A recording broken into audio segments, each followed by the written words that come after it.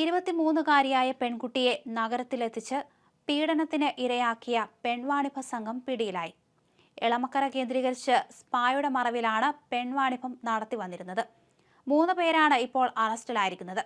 തിരുവനന്തപുരം പൂന്തുറ സ്വദേശിനി ജഗിത, എറണാകുളം സ്വദേശിനി വിപിൻ, ബംഗളൂരു സ്വദേശിനി റസീന എന്നിവരാണ് പിടിയിലായിരിക്കുന്നത്. ബംഗളൂരുവിൽ നിന്ന് കൊച്ചിയിലേക്ക് കൊണ്ടുവന്ന പെൺകുട്ടിയെ ലൈംഗിക ചൂഷണത്തിന് വിധേയമാക്കിയിരുന്നു. പോണേക്കര മനപ്പറമ്പ് കേന്ദ്രീകരിച്ചായിരുന്നു ഇവരുടെ പ്രവർത്തനം. ബംഗളൂരുവിൽ റാക്കറ്റിന്റെ പ്രവർത്തനങ്ങൾ നിയന്ത്രിച്ചിരുന്ന സെറീനയാണ് യുവതിയെ ഇങ്ങോട്ടേക്ക് കൂട്ടിക്കൊണ്ടുവന്നത്. ജഗിതയ്ക്ക് കൈമാറുകയായിരുന്നു പിന്നീട്. കഴിഞ്ഞ ദിവസം യുവതിയെ സെറീന തിരികെ ആവശ്യപ്പെടുകയായിരുന്നു. യുവതി സ്ഥലത്തില്ലെന്ന് മനസ്സിലാക്കിയ സെറീന പെൺകുട്ടിയെ ആരോ തട്ടിക്കൊണ്ടുപോയെന്ന് കാണിച്ച് പരാതി നൽകി. തുടർന്ന് നടത്തിയ അന്വേഷണത്തിലാണ് ഈ ഒരു പെൺവാണിഭത്തിന്റെ വിവരങ്ങളെല്ലാം പോലീസിന് കണ്ടെത്താൻ സാധിച്ചത്.